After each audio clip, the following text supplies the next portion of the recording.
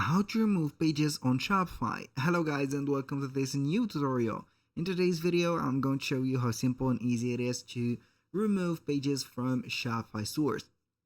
So the process is going to be very easy and simple.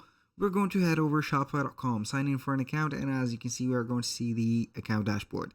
Now what we're going to do is going to be very simple. We're going to head over the online store, as you can see, and then we're going to have themes, pages, and preferences.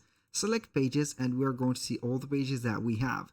Basically, as you can see, we have only one page, which is going to be at the contact page. If you want to add a page, click on add page, and then you're going to put a title and also the content for that page.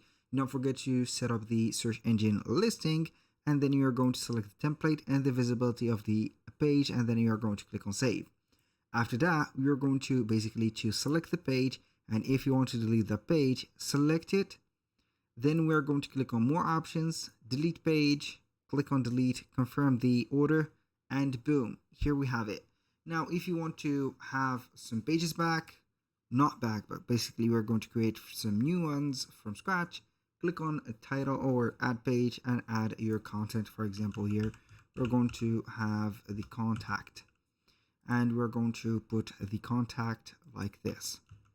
Boom, boom, and like that.